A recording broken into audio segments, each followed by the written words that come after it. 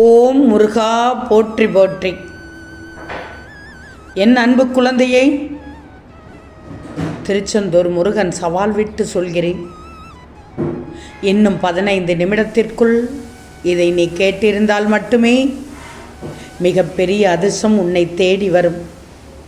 தவற விட்டு விடாதே. ஆம் தங்கமே, உன் வீட்டில் நீ நினைத்தது போலவே நல்ல நிகழ்ச்சி ஒன்று கைகூடப் போகிறது. இந்த திருச்செந்தூர் முருகனிடம் மனதார வந்து வேண்டினாய் அல்லவா? சந்தோஷமாக இருக்கப் போகிறாய். இப்போது உன் முருகன் சொல்வதை முழுவதுமாக கேள், இறுதி வரை கேள். வார்த்தைகளின் வலிமையை குறைவாக எடை போட்டு விடாதே. யோசித்துப்பார். வீடு அழகாக இருக்க வீட்டை தினமும் சுத்தம் செய்கிறாய் தானே? அப்போ வாழ்க்கை சிறப்பாக இருக்க உள்ளத்தையும் சுத்தமாக வைத்திருக்க வேண்டும் அல்லவா? வாழ்க்கையில் மகிழ்ச்சியாக இருப்பதே ஒரு கலை. அதை யாரிடமும் கற்றுக்கொள்ள முடியாது. ஆனால் ஒன்று, மகிழ்ச்சியாக இருப்பதற்கு சில மறதிகள் போதுமானதுதான். வார்த்தைகளின் வலிமையை குறைவாக எடை போட்டு விடாதே. ஒரு சிறிய ஆம், ஒரு சிறிய இல்லை என்ற வார்த்தை மொத்த வாழ்க்கையை திருப்பி போட்டு விடுகிறது. யோசித்துப்பார். சில பிரச்சனைகளை பேசி தீர்த்தாலும் கூட பல பிரச்சனைகளுக்கு தீர்வு பேசாமல் இருப்பதில்தான் கிடைக்கிறது. ஏன்னா, கேட்க மட்டுமே தெரிந்த காதுகளும் பதில் பேசாத வாயும் தான் எப்போதும் எல்லோருக்கும் தேவைப்பட்டு கொண்டிருக்கிறது. ஒன்று தெரியுமா? ஆழம் தெரிந்துதான் நீந்த வேண்டுமென்றால் காலம் மாறிவிடும். விழும்போதுதான் எழுந்து வர முடியும். கரையை அடைவதற்கு எதிர்நீச்சல் போட்டுத்தானே வர வேண்டும். முடிவை எடுத்துவிட்டால் நீ செயல் முடியும் வரை போராடணும். அப்பத்தான் நீ நினைத்தது நடக்கும். அப்பத்தான் உனக்கு வெற்றி நிச்சயமாக கிடைக்கும். விழுந்தால் தூக்கிவிட யாரும் இல்லை என்று உணர்ந்தவனே தான் எடுத்து வைக்கின்ற ஒவ்வொரு அடியையும் யோசித்து யோசித்து வைக்கிறான். தோல்விகளுக்கு பொறுப்பேற்றுக் கொள்ளும் தைரியம் இல்லை என்றால் வெற்றிகளை எட்டவே முடியாது. வெற்றிகள் எட்டினால் தானே கொண்டாட முடியும். எட்டாமல் எந்த விஷயத்திற்கும் அசை போட முடியுமா? ஆடத்தான் முடியுமா? பேச நேரம் இல்லை என்றால் நம்பாதே.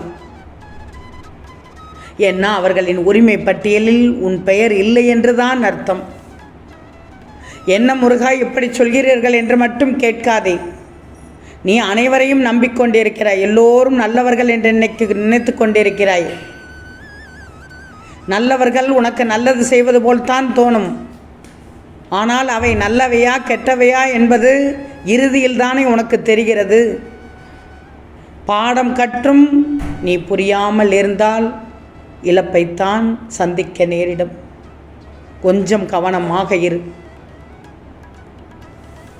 ஒருவரை ஏமாற்றி அபகரிக்கும் சொத்து ஒரு தலைமுறைக்கு கூட நிற்காது. ஆம் தங்கமே, ஒருவரை ஏமாற்றி அபகரிக்கும் சொத்து ஒரு தலைமுறைக்கு கூட நிற்காது. உங்களிடம் ஏமாந்தவர்களுக்கு எதிர்க்கும் பலம் இல்லாமல் இருக்கலாம். ஆனால் கடவுளுக்கு கண் இருக்கிறது என்று ஒருபோதும் மறந்து விடாதே. இல்லாதவனின் தேவை இப்போதைக்கு இது போதும் என்பதாகத்தான் இருக்கும். நிழல்கள் நினைவுகள் ஒரே வகையான நிறத்தால் ஆனது. அதை மட்டும் தெரிஞ்சுக்கோ. உன்னை தவிர வேறு ஒன்றையும் பிரதிபலித்து காண்பிக்காது. என் செல்வமே, வெற்றி என்பது ஒரு பறவையினுடைய வாழ்க்கையை போன்றது. பிறந்த உடனே அதனால் பறக்க முடியுமா? இல்லையே. மெதுமெதுவாக தனது இறக்கைகளை பறப்பதற்கான முயற்சியில் ஈடுபடுத்தும். பிறகு கொஞ்சம் பறக்கும்.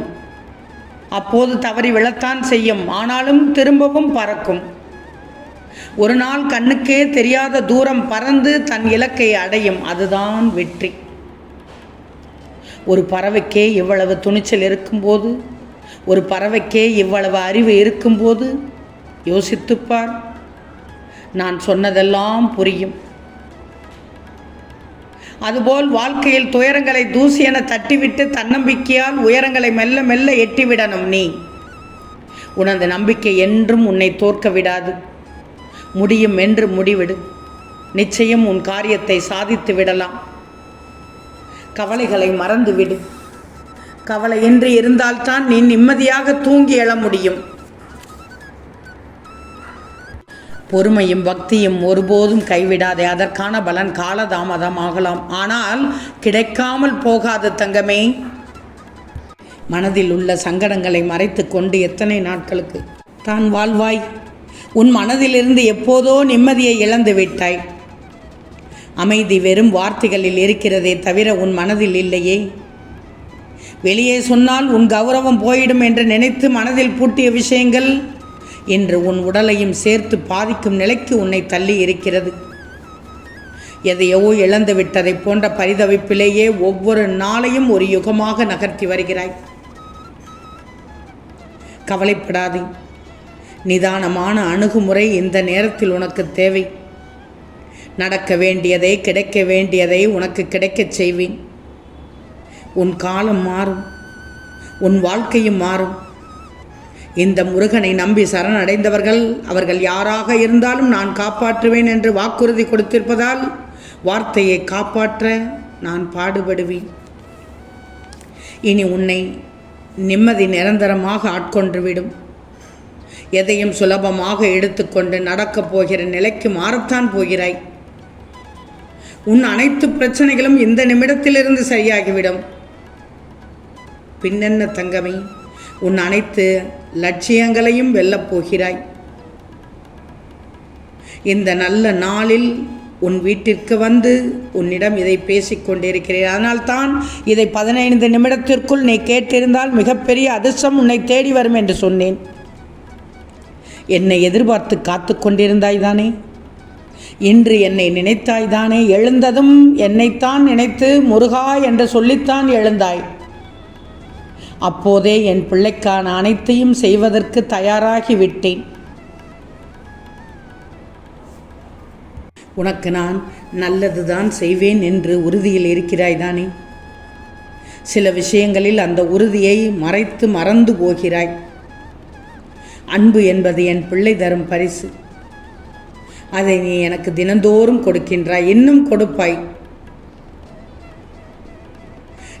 இப்போதும் நான் முருகன் சொன்னதைத்தான் கேட்பேன் என்று நீ கூறும்போது எனக்குள்ள ஆனந்தம் ஏற்படும் அளவை சொல்ல வார்த்தைகளே இல்லை. அதே சமயம் உன்னை சுற்றி இருப்பவர்கள் மீதும் உன் நம்பிக்கை இருப்பதனால் அவர்கள் சொல்லுக்கும் நீ செவி கொடுக்கிறாய். யாருக்கு எதை தர வேண்டும், எப்படி தர வேண்டும் என்பது எனக்கு மட்டும்தான் தெரியும். நான் உன்னை ஒருபோதும் கைவிட மாட்டேன். உன்னை எத்தனை பேர் கைவிட்டாலும் இந்த முருகன் உன்னை ஒருபோதும் கைவிட மாட்டேன்.